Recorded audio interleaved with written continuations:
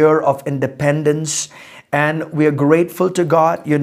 More importantly, I'll tell you this, that more than political freedom that mankind requires, of any nation for that matter, spiritual freedom is the greatest freedom that humankind needs.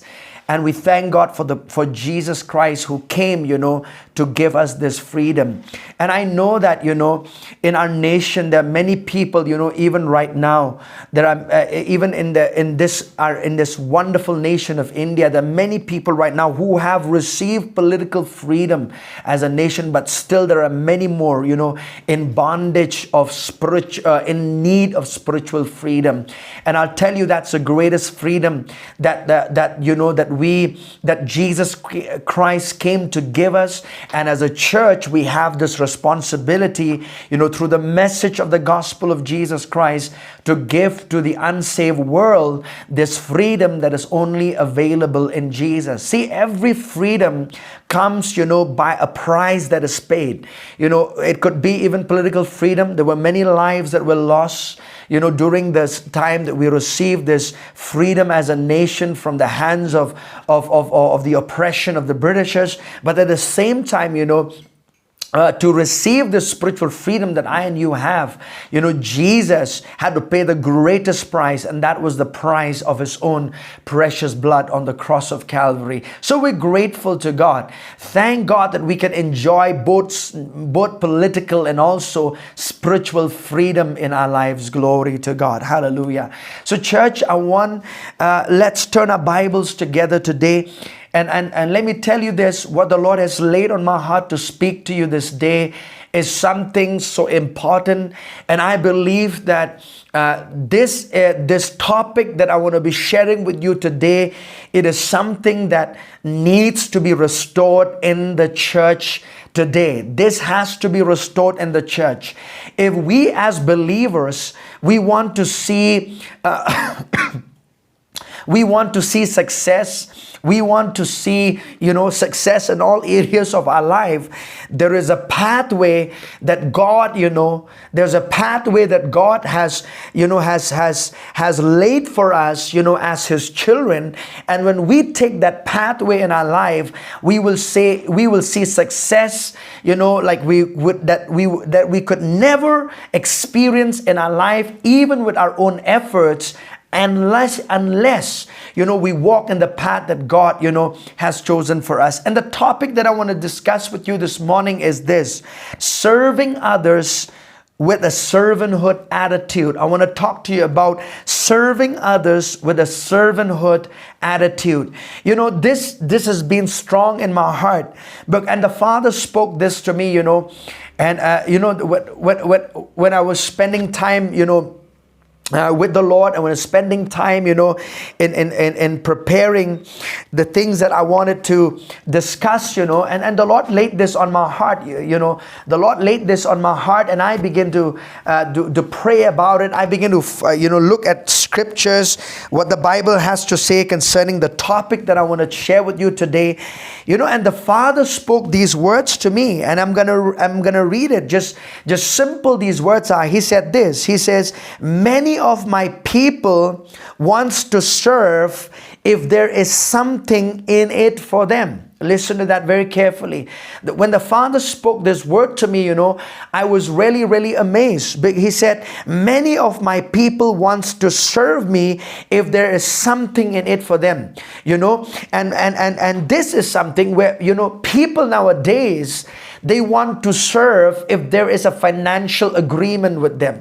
People nowadays want to serve if there is fame or position, that is bestowed on them, if they are willing to serve. And this is an attitude that is so sad, that the church, have lost this servanthood attitude. And I'll tell you, this attitude needs to be restored in the church. This attitude needs to be restored in a way that God expects of us, to live this life as believers and also as leaders. Now, please understand this. I'm going to read to you many scriptures today. And when you go to Genesis chapter 18 verses 3, Genesis chapter 18 verse 3, Abraham calls himself a servant of God. Abraham calls himself a servant of God. And if you look in Exodus 14 verses 31, Moses was called as God's servant, and then the Bible says this, when the word servant was used in the life of Moses, there was another word that was in connection with the servanthood attitude that Moses carried as a leader in his life, and that was his faithfulness in serving God. That was his faithfulness to stay, with what God wanted him to do in life, and that was to serve him. And stay with me, because I'm going to show you these leaders from the Bible in the Old Testament, and then come to the New Testament to show you the kind of attitude that the greatest man on the earth, our Lord Jesus Christ, exemplified, a servanthood attitude. In the book of Numbers chapter 12 verses 7 to 8, if you please with me, maybe I'll just read this for the benefit of all of us. In Numbers chapter 12 verse 7 to 8, this is an amazing scripture. It says this. He says, "Now not so with my servant Moses. He is faithful in all my house." See, God calls Moses his servant, and also tells us about the faithfulness, of Moses as a servant of God. And so the Bible also speaks this about David, if you look at 2 Samuel chapter 3 verse 18, 2 Samuel chapter 3 verse 18, he says, "By the hand of my servant David," so David was called by God as God's servant, Now I'll take you to another king in the Bible, and that was Solomon. And let's go together and read that scripture, please. Stay with me, because I'm gonna just show you from scripture, the kind of attitude that these men and these people carried in their hearts in serving God, and also in serving God's people. They had an attitude of servanthood, and this is an attitude that needs to be restored in the church these days. Hallelujah. Let's look in 1 Kings, please, chapter 3. 1 Kings chapter 3. Oh, glory be to God. Hallelujah to the Lamb of God. There is, like I said to you, if you want to see success in your life, if in all areas of your life, the pathway that God has chosen to experience those success and in our lives is through the pathway of servanthood. Remember that. It's through the pathway of serving. There's a scripture in the book of Proverbs, in chapter 14 verse 12, it says, the Bible says this. It says there is a path that seems right to a man, but the end of it is death, the Bible says. See, there is a path that seems right to us, but the end of it is death. You see, we don't have to say we don't have to be like people of the world where we think there is a path before us which seems right. No. We will know exactly the path that is right, not what seems right, but the path that is really right, that God has laid for our life, in awareness of what God has laid that path for us. And that path is a path of servanthood. That path is a path of servanthood in serving God and also in serving God's people.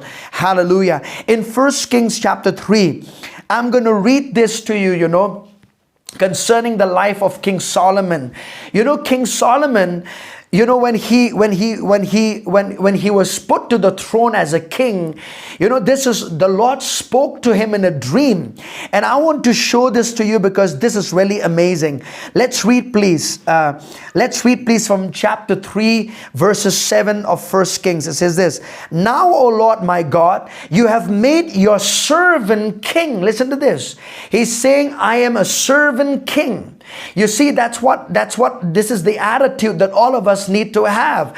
Even though you are a king, but you should never let go of a servanthood attitude in your life. Because I like this about Solomon. He said, you've made your servant king. See, I'm a servant, but I'm a king at the same time. Now in the new covenant, we are kings and priests unto God through Jesus.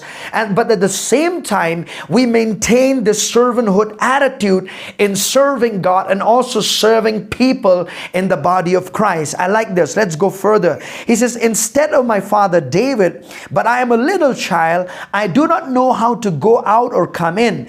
And your servant is in the midst of your people whom you have chosen, a great people, too numerous to be numbered or counted. Now I want you to see this. You see, Solomon, when he became king, he said, Lord, I want you to notice this. He said, and your servant is in the midst of your people. Remember, as people of God, or even as a leader in your life, you never detach yourself from people.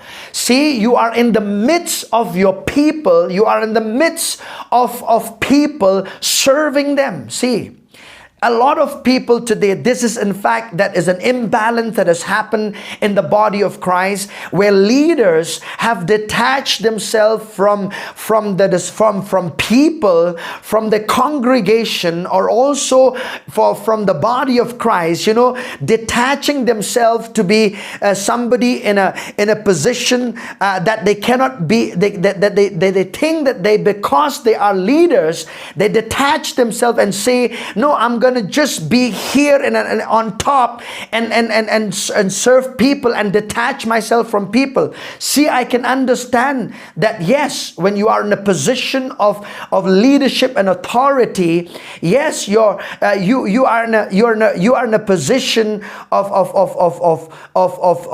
as a person or as a leader in that place. You have many responsibilities in your life.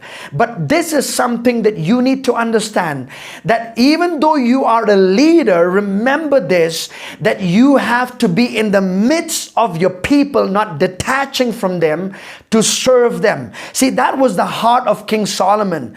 The reason why God bestowed wisdom on the heart of King Solomon was because as a leader, he wanted to serve his people. And so I'll tell you this, church, if you want to serve God and if you want to serve people the way that God expects of you to do, I'll tell you, there will be a release of wisdom from the throne of God that will come into your heart, into your life, that you will be able to serve God and men in excellency and even better than before. Glory to God. Hallelujah. Amen. Amen. See, look at verse 9. He says, therefore give to your servant an understanding heart to judge your people, that I may discern between good and evil. For who is able to judge this great people of yours? See, I like this. The heart of King Solomon, he says, when you desire to serve people with a servanthood attitude, listen to me very carefully. When you desire to serve people with a servanthood attitude, God will give you wisdom and understanding, how to serve people better in your life. And I'll say that again for the benefit of all of us here. When you desire to serve people with a servanthood attitude, God will give you wisdom and understanding how to serve people better. Hallelujah to the Lamb of God. Hallelujah to the Lamb of God. And church, I'll tell you, you could be in a leadership position right now, and you could have started as a servant way back, You could have started as a servant way back, or you started in somewhere below, and you're coming up higher right now, in your capacity in what God has called you. But remember this, even though you are lifted up higher, promoted from one level to the other, remember this, that even though you're promoted, you never stop serving. You never stop serving with a servanthood attitude. Glory to God. Amen. Amen. See, this is man's idea. Let me give you this thought, okay? This is man's idea. Man's idea is you start off as a servant, but when you're promoted, you stop being a servant. That is man's idea. That is the world's idea. You start off as a servant, but when you're promoted, you stop being a servant. That's man's idea and the world's idea. See, God's idea is you start off as a servant, you are promoted, but you do not stop being a servant. Hallelujah. You never stop being a servant. Glory to God. You know, when the Lord laid this revelation on my heart, you know, we understand that in the new covenant, we are called sons and daughters of God. You know, we are called, in the Old Testament, people were called servants of God. In the New Testament, we are called sons and daughters of God. But remember this, we are now son servants. We, in relationship to God the Father, we are sons and daughters. But in relationship to people, we have to have this attitude of servanthood to serve people. Hallelujah. And this is something that is missing in the church, and glory to God. If you want to have success in your life, if you want to experience the kind of success that you desire, the pathway to that success is servanthood. Glory to God. Glory to Jesus. Let's look in the Gospel of John chapter 3, please. Let's look in the New Testament. Let's look in the Gospel of John chapter 3. Oh, hallelujah. I'm sorry, the Gospel of John chapter 13. Excuse me. The Gospel of John chapter 13. You know, this is concerning the life of Jesus. Now let's read, okay, from verses 1. Now before the feast of the Passover, when Jesus knew that his hour had come, that he should depart from this world to the Father, you know, having loved his own who were in the world, he loved them to the end. And supper being ended, the devil having already put it into the heart of Judas Iscariot, Simon's son, to betray him, Jesus knowing, listen to this, that the Father had given all things into his hands, and that he had come from God and was going to God. Look at verse 4. Rose from supper and laid aside his garments, took a towel and girded himself. See, Jesus, this was not the first time that Jesus is laying aside something in his life. You remember the Bible says in Philippians chapter 2, when Jesus came down, you know, he laid aside his rights and privileges as a son of God, and he took the form of a servant, and he humbled himself, you know, to the point of death, even the death of the cross, the Bible says. So this was not the first time that Jesus is laying aside something precious in his life. And this is another time in his life where he was in the midst of his disciples. He laid aside his garment, and the Bible says he took a towel and girded himself. After that, he poured water into a basin and began to wash the disciples' feet and to wipe them with the towel with which he was girded. See, this was more than a foot washing service, all right? A lot of time, you know, I thank God for the foot washing service. I do not know if you've ever been in that service before in your life. You know, I really appreciate certain denomination that, you know, that keeps this as an ordinance in one sense of the word. You know, they do it as a part of their belief system, you know, in washing one another's feet.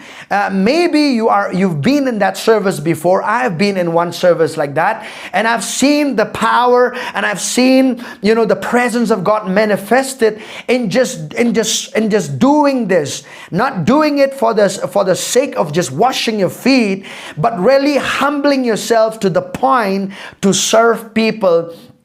You know, you can go down to lower yourself down to that degree of serving people. Now listen, all right. All right, it was more than a foot washing service. I want you to see this. Look at verses 8. Peter said to him, you shall never wash my feet. Jesus answered him, if I do not wash you, you have no part with me. Now, Simon Peter said to him, Lord, not my feet only, but also my hands and my feet. Listen to this. Look at verse 7. I want you to look at verse 7 for a little while. Jesus answered and said to him, because Peter said, why are you, Lord, are you washing my feet? Jesus answered and said to him, what am I doing? You do not understand now, but you will know after this. Listen to this. The disciples, Peter must have said, Lord, I know what you're doing. You are washing my feet. I can understand what you're doing. This is not a revelation that is hard to understand, Lord Jesus. It is easy. I can see that you're washing my feet. I can understand it. But see, it was more than just washing the disciples' feet that Jesus was showing, all right? Let's go further, all right? Let's look, please, in verses 12. So when he had washed their feet, taken his garments and sat down again, he said to them, do you know what I've done to you? Jesus is saying to the disciples, do you know what I've done to you? You call me teacher and Lord, and you say, well, for so I am. If I then, your Lord and teacher, have washed your feet, you also ought to wash one another's feet. Look at verse 15. Here's a key. For I have given you an example that you should do as I have done to you. So Jesus says, I am doing this to set an example, to all of you. He says this, for I have given you an example. How is an example? To serve. This is an example, a servanthood attitude to serve one another. That you should do as I have done to you. Hallelujah to the Lamb of God. True leadership is servanthood. True leadership is servanthood. Remember that. If you're called to any position of leadership in your life, remember that true leadership is servanthood. Jesus did not come to be served. Jesus came so that he could serve others with his life. This is the attitude that Jesus exemplified for all of us to learn from his life. So Jesus says to his disciples, look at verse 17. I want you to look at verses 17. If you know these things, he says, happy are you if you do them. Listen to this. He said, if you know these things, happy are you if you do them. So what is Jesus saying? He's saying to the disciples, he's saying, I want you to remember me as your servant. I want you to remember me as a servant. Sorry. I'll say this again. Jesus is saying to the disciples, I want you to remember me as a servant.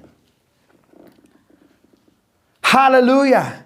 And then we're going to look from scriptures later on, how the disciples really, they remembered Jesus as a servant, because every time you read in the epistles by all these different men, you will see that these were the words that came out of him. They would, like Peter would say, Peter, a servant and apostle of Jesus Christ. Paul, he said, a servant and apostle of Jesus Christ. See, they remembered Jesus. They remembered Jesus serving humanity, serving humankind.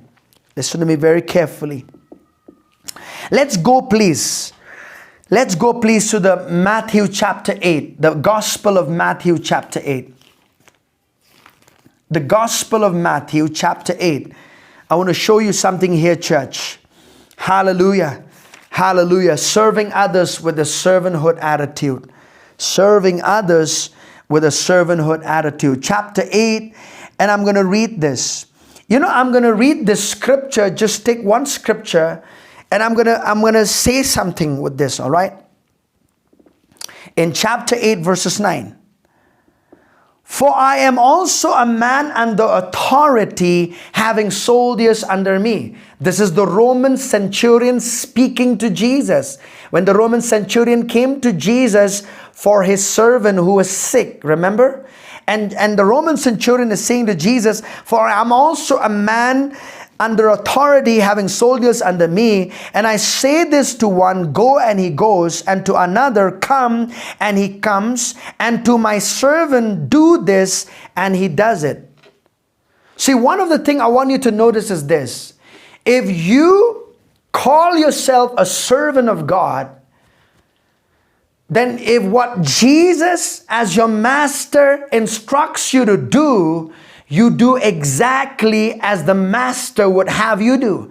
Jesus said, if you call me master and Lord, and yes, I am, but I'm also exemplifying an attitude of serving you. This is the attitude that I want you to have in your life, to serve me and also to serve people in the body of Christ. Hallelujah to Jesus. Now this word servant, let's look at Matthew chapter 10, please. Let's look at Matthew chapter 10. I want to show you something more here. The Gospel of Matthew chapter 10 and verses 24 and 25. The Gospel of Matthew chapter 10 verses 24 and 25. Listen to me, church. Maybe some of you here who are listening to me today, you have had a preview of God's purpose for your life. You have a preview of God's destiny for your life. You could be like Joseph, receiving a dream, and you know the destiny that God has for your life. But remember this. Sometimes, as people of God, we have a preview of a destiny from God. And it's good to focus on the destiny that God has for our lives. But I'll tell you this, in the meantime, in the present time, you must maintain an attitude to serve. This is so important in your life. The Lord could show you that you would have a great ministry in the future. You could be a person of great influence in the future in your life. But remember this, you have to maintain an attitude of serving, an attitude of servanthood in your life, even as you are, focusing on that destiny that God has for you. A lot of people today, I'll tell you, it's a sad thing that people don't want to serve anymore. They don't want to serve anymore. They only want to be hired, You know why do a lot of people nowadays, they jump from church to church? The reason why they do that is because they want to be hired. They want to be hired so that they can be paid. See, they don't want to serve. They don't want to serve. Yes, I understand this. That in your life, yes, God will lift you up, and there could be a time where, as you're serving, you could be paid, by your church or by an organization that you are working in. But see, you don't just do that for the sake of financial agreement. You don't do it for position or glory or fame, but you're really doing it with an essence of serving. I just want to serve. It's just that attitude. I just want to serve. I just want to serve, not just to be hired, but to be served. And I'll tell you this, in a lot of churches today, we are missing people who willingly wants to serve. This is something that is missing in the church. And I would like to encourage you today that, gird up yourself, gird up your life, to serve your pastor, to serve the vision of your pastor, to serve the church that you're in, to serve others in the body of Christ, without any string attached to it. Just do it for the sake of serving. Amen. Not with anything attached to it, but just do it with an attitude to serve. In Matthew chapter 10 verses 24 and 25, let me read this. Jesus says, a disciple is not above his teacher, nor a servant above his master. Listen to that very carefully. He says, a disciple is not above his teacher, nor a servant above his master. It is enough for a disciple that he is like his teacher and a servant like his master. Amen. What I like about here is this. I want you to notice the word servant. Now in the Bible, there are different Greek words that I use for the word servant, okay? In this particular scripture that I'm reading to you from the Gospel of Matthew, verses 24 and 25, you know, the word servant comes from the Greek word doulos, D-O-U-L-O-S, doulos. You know, it means this. It means a servant. It means a slave. You know, in the New Testament, a person owned as a possession for various lengths of times. You see, Hebrew slaves, not more than 7 years. Gentile slaves without time limit. So that word servant is the word doulos, you know. In the New Testament, a person owned as a possession for various lengths of time. You see, remember, there were those who were bought, you know, as slaves, and then for a period of time that they had to serve, they could either earn or purchase their own freedom. This was what was very common in New Testament time. You see, a servant is somebody, you know, who is there are many Greek words, like I said. One of the meaning of the word servant is this. It is a willingness to serve. You know, it is a willingness to serve. For instance, I'll give you an example. One of the best example is this. You see, Jesus bought us with a price. He redeemed us from sin. Now, but though He redeemed us from sin and set us free and give us this freedom, but see, it is a choice for us to serve Him. See, it is a willingness. We make a decision and a choice to serve Him. Jesus doesn't tell us to serve Him just because He sets you free. No, He puts that decision on you. It is on your own free will that you make a decision to either serve or not serve God. Though God's part, Jesus' part, is to set you free. Glory to God. Hallelujah. And this is the kind of attitude that we have to be willing to serve people. Hallelujah. Amen. Remember that the pathway to leadership is servanthood. You know, Jesus in the Gospel of Matthew chapter 12 verse 18, it was said of Him like this. My servant whom I have chosen. God says concerning Jesus, my servant whom I have chosen. Hallelujah. Amen. Listen to me, church. I'm going to begin telling you some things of my life experiences, and this is going to help you better to understand what I'm sharing with you. Because I believe that you know, real ministry is a combination of scriptures and real life experiences. Let me say this again. Real ministry is a combination of scriptures and real life experiences.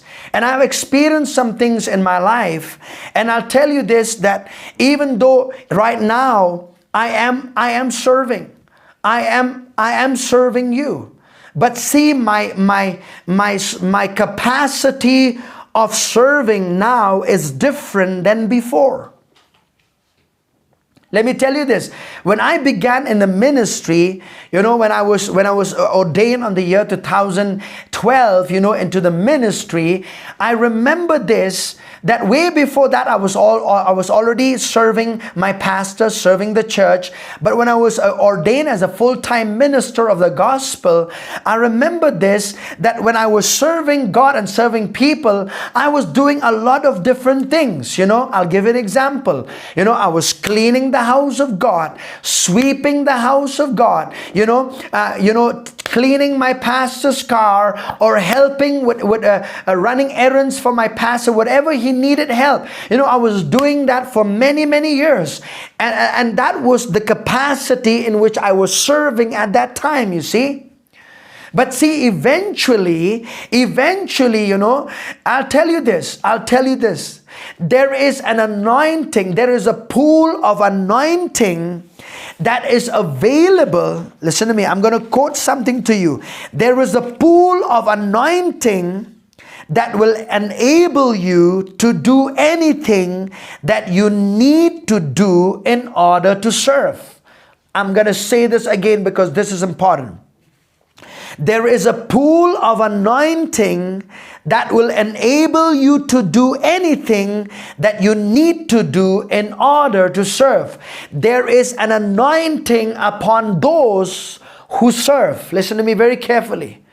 And I remember that whatever I was doing, even in my initial years of ministry, there was an anointing upon me to do different things, anointing upon me to do different things. There were times that I fit in, just to lead worship. There was time that I took the guitar and played for I'm not a professional musician, but I learned it for myself. And there were times when even when the church was starting, in the year 2017, I remember there were many months and even a year, I would say, that I would take the time to lead worship on my own because there was nobody to fit in that place,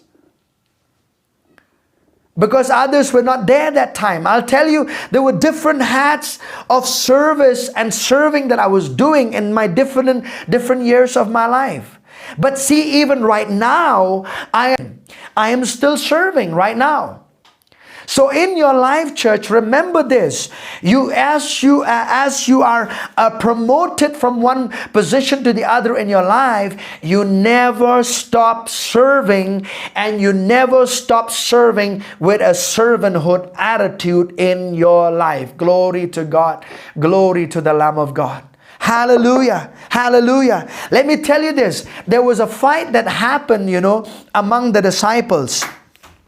Let's go to the Gospel of Matthew 20. I want to show you the Gospel of Matthew chapter 20.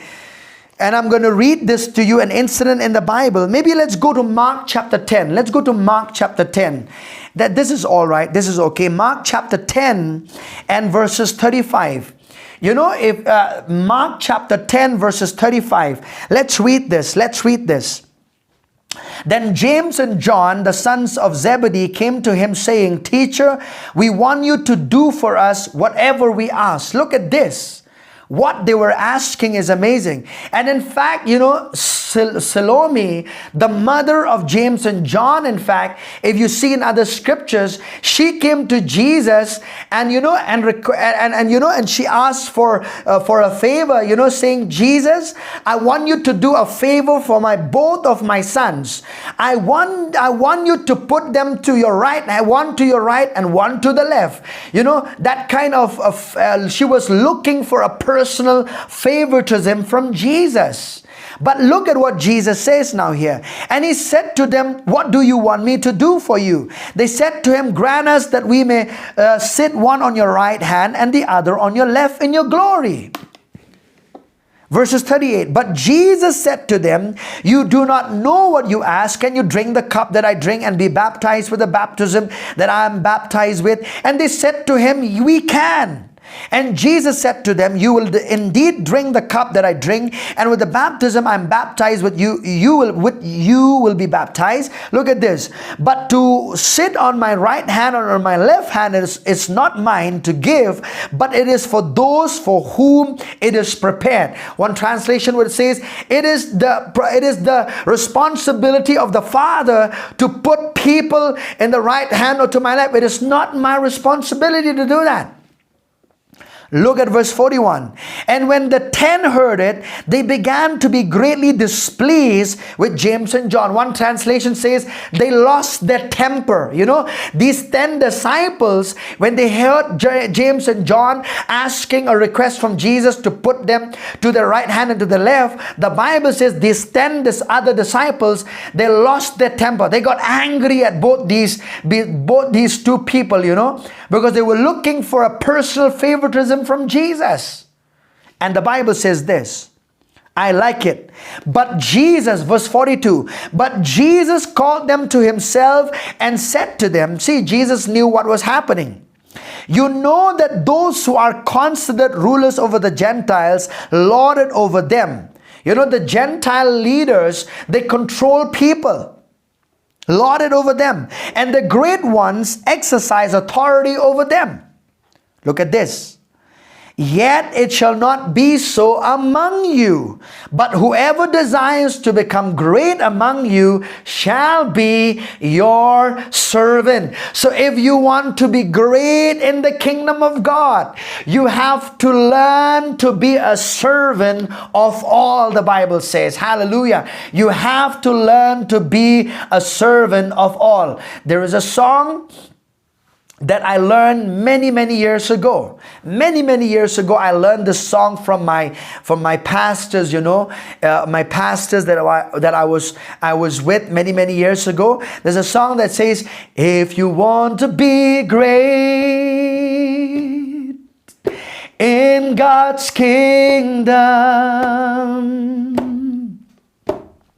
learn to be a servant of all.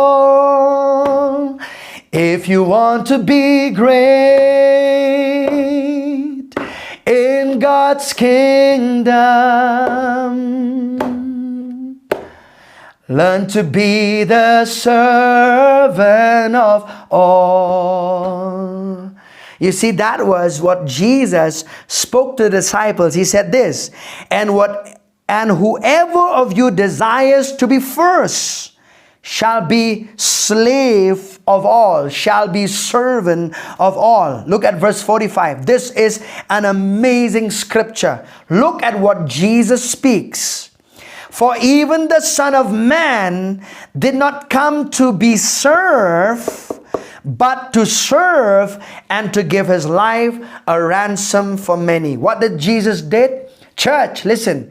He came to serve us with his life. He came to serve us. You see, when Jesus came, he came with passion to serve us, to redeem us from sin, to redeem us from spiritual death, to redeem us from the hand of the enemy. And how did he do it? He did it by serving us. He did it with a servanthood attitude. Hallelujah to the Lamb of God. Man, I'll tell you, if Jesus did not come to be served, but to serve, that should be the attitude of my life and your life as God's people. Hallelujah. Now let me tell you this, church, I'm coming to something amazing. Your talents and the anointings and the gifts that God has placed upon your life is not medals of honor. It's not for your benefit or for your own profit, but it is to serve others in the body of Christ. Listen to me very carefully in this. Your talents, your anointings, and your giftings that God has placed upon your life is not medals of honor, is not for your benefit, is not for your profit, but it is to serve others in the body of Christ. You know, sometimes we think, oh, I'm a very talented musician. Oh, I'll get fame and glory because I am a very talented musician, singer, and you know, I can do this good. I'll tell you this. You have to understand that if there is something that God has placed upon your life, remember this, it is for the purpose of serving God and serving the body of Christ. Every anointing that God has placed upon your life is for the purpose of serving others. It is not for you. It is not for your benefit. It is not for your profit. It is for serving others. So let me tell you this. How many of you carry the anointing of God on your life? You know what anointing you carry in your life, and you've kept that anointing from serving others in the body of Christ.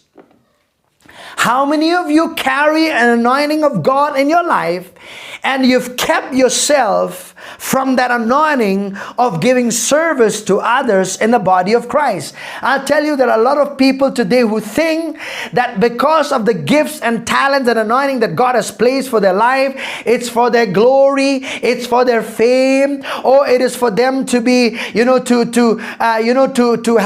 for people to tap their backs. I'll tell you, it's a misplaced focus in their life.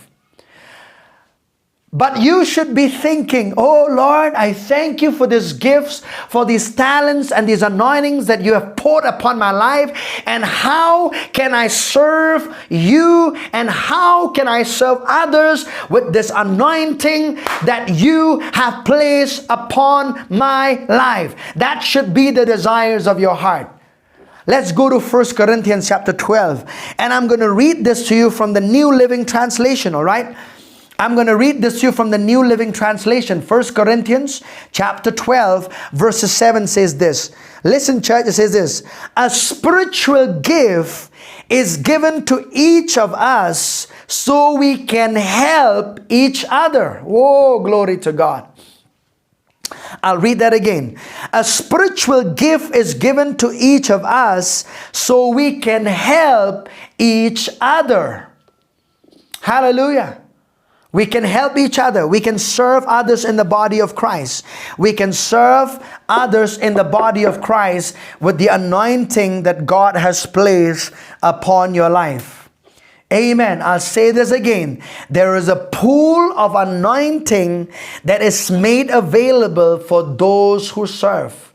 There is an anointing upon those who serve. Listen to me, church. If you're cleaning the house of God, there is an anointing upon you to do that. If you are arranging chairs and managing the house of God and managing any affairs of the work of the ministry, whether of any capacity that you're doing, there is an anointing to serve. Remember that. You're not just doing it in your own natural ability. There is an anointing that you are empowered by God to serve in that particular capacity in your life. Glory to God. And I'll tell you, if you do that, there is going to be, oh, hallelujah to the Lamb of God. There's going to be an increase in the anointing in your life. A lot of people want to have an increase of anointing, but they do not understand the pathway to having an increase of anointing in your life. The increase to the anointing in your life, church, is by serving. Glory to God. It happens by serving. Hallelujah to the Lamb of God. Hallelujah. I just sense the anointing of God right here. Glory to God. And if you are there right now, I speak in the name of Jesus that anointing, this anointing right here will flood your heart, will flood your life, will flood your service. Hallelujah. In the name of Jesus. And you're never going to be the same. Your capacity to serve others is going to get expanded, even as you're serving God faithfully with the gifts and the anointings and the talents that God has placed upon your life as a child of God. Hallelujah. Glory be to the Lamb of God. Hallelujah, church. Oh, I'm preaching myself happy. Hallelujah. I just sense there is a release of anointing. The Lord is imparting to you this servanthood attitude, the servanthood heart of serving God in the body of Christ. Hallelujah to Jesus. Hallelujah to the Lamb of God. Let's look in Acts chapter 6, please. This is in the Bible, church. This is in the Bible. If you want to have an increase of anointing in your life, it happens by serving. In Acts chapter 6, you remember? Let me read this because this is remarkable. This is remarkable. Verses 1 to 6. Listen to this. Now in those days, when the number of the disciples was multiplying, there arose a murmuring against the Hebrews by the Hellenists, because their widows were neglected in the daily distribution. Then the 12 summoned the multitude of the disciples. Listen, there were only 12 in the leadership by this particular time. And the Bible says there were many disciples. It is not desirable that we should leave the word of God and serve tables. See, these 12 apostles, they had to focus more on preaching the gospel, on preaching the word of God, you see. And they said it is not desirable for us, to leave the word of God, to stop preaching the gospel and start serving tables. Since there are so many disciples, he says, why don't you look out from among you, certain people who can fit in these different positions to start serving. Oh, glory to God. Therefore, brethren, seek out from among you 7 men of good reputation, full of the Holy Spirit and wisdom, whom we may appoint over this business. But we will give ourselves continually to prayer and to the ministry of the word. Verse 5, and the saying pleased the whole multitude, and they chose Stephen, a man full of faith, the Holy Spirit, and Philip, Prochorus, Nicanor, Timon, Parmenas, and Nicholas, a proselyte from Antioch. Listen to this. 7 men were chosen, whom they set before the apostles, and when they had prayed, they laid hands on them, and the word of God spread, and the number of the disciples multiplied greatly in Jerusalem, and a great many of the priests were obedient to the faith. Listen, when every person in the body of Christ, or even in the local church, starts doing with the anointing that God has placed upon the life to start serving, every other gifting in the body of Christ is going to function to its full potential, and there will be a great harvest that will come to the kingdom of God. Hallelujah. Hallelujah. What is Jesus requiring you to do at this particular time of your life? What is Jesus requiring of you to do at this particular time in your life? In what area of service are you supposed to serve right now? Right now. Right now. You may not be preaching in the pulpit right now. You may not be doing those things. I'll tell you, remember the 12 were doing that. There were many disciples who were serving God in different capacities at that time. And you know what happened? Something happened to 2 men in the Bible. And by the name of Stephen and by the name of Philip. In fact, Philip was called, oh, glory to God. There was an increase of anointing upon these men. Upon Stephen, I believe that he began to function in the office of an evangelist. Even Philip, he was mightily used of God from serving tables. There was an increase of anointing that came upon their lives, and they stood in the office of an evangelist. Glory to God. Hallelujah. They were still serving God. They did not stop serving God, but they began serving God in a different capacity altogether, because the anointing of God has increased upon their lives. Hallelujah, church. Hallelujah. Hallelujah. If you want to be great in God's kingdom, you have to learn to be a servant of all. You have to be willing to serve, to have an increase of anointing upon your life. What is God asking you? Is God asking you to serve a pastor right now? Do so.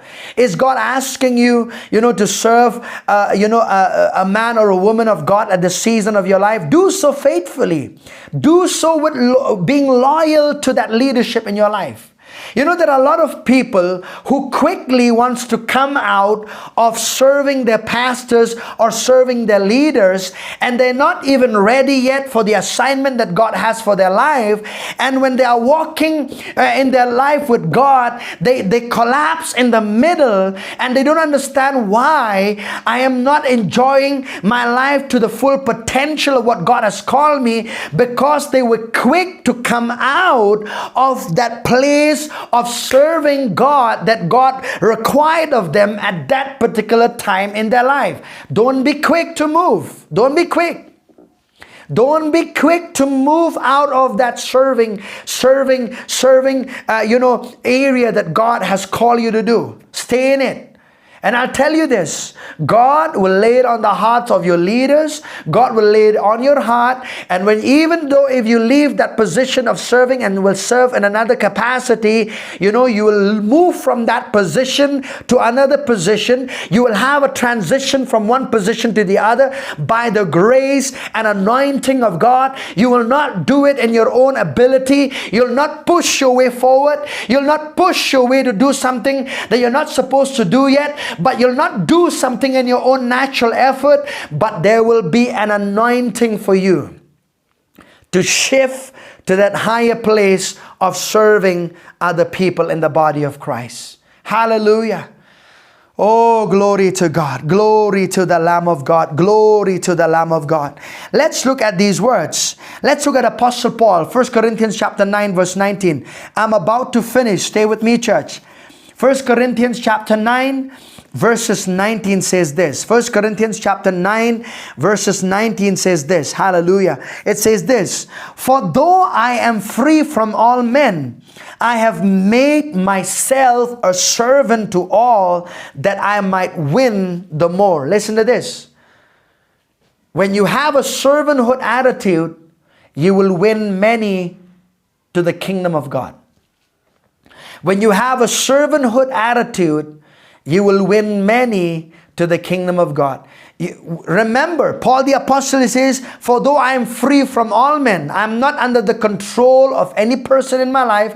I'm not influenced by people. I'm not doing anything to please men or people in my life. He says, I have made myself a servant. I made a decision to serve. And I know that if I maintain this attitude, I'll get many to the kingdom of God. Hallelujah. I'll bring many to the kingdom of God. So if you want to be an effective soul winner, you have to maintain a servanthood attitude. Many years ago, let me tell you, church, my grandfather one day spoke to me. When I start sharing with him, I said, the Lord's called me into the ministry.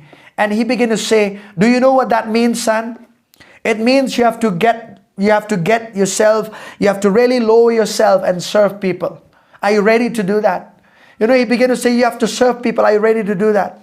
And remember, I said, I am glad that God has called me to serve His people.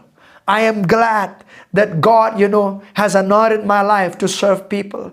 And every day of my life, I'll tell you, church, I ask God how I can passionately serve God's people in the body of Christ, serve the local church. That's what my passion is. That's what I keep praying every day. Lord, passion, give me the passion to serve my people the way you want me to serve them, God. This is the desire. And my grandfather was right when he told me, you have to get down to serve. And I said, yes, I've made up my heart. I've made up my mind that this is the call of God, that I am to serve God and to serve God's people with the anointing and the calling that God has placed upon my life. Church, I'll tell you, we need people in the body of Christ to understand this. We need people in the body of Christ like this particular time. We need people with a servanthood attitude to be willing to serve men and women of God, to be willing to serve the local church, to be willing to serve people in any capacity with anything that is available, to just do it wholeheartedly, to do it passionately, and God is going to increase the anointing upon your life. Let's look at Matthew 25. I'm about to finish. Jesus said this in Matthew 25, verse 21. He says this, there is a blessing upon those who are willing to serve. There is a blessing that will come upon those who are willing to serve. In the Gospel of Matthew, listen, church, here it is. Chapter 25 and verses 21. It says this. His Lord said to him, well done, good and faithful servant. How many of you want to hear that one day? When you get into the presence of the Lord and the Lord says to you, well done, good and faithful servant. He did not say, well done, good. And he could use many words, but he used well done, good and faithful servant. Well done, good and faithful servant. So in any capacity that you're serving, serve well done, good and faithful servant. Be faithful to serve God in any capacity that you're serving Him. Hallelujah to the Lamb of God. Oh, hallelujah. Amen. Amen. Church, I'll tell you again that servanthood is a pathway to having success in all areas of your life. In all areas of your life. Remember that serving others is the very essence of ministry. If you are called by God into the ministry, remember, you got to maintain a servanthood attitude, because serving others is the very essence of ministry. Serving others. And I believe with all my heart that His word has blessed you, has encouraged you. And I would like to pray for you right now. If there are any areas of your life that you are believing God for success to come, remember, there is a pathway, there is a way that all of us can have success in our life. It's through the pathway of servanthood.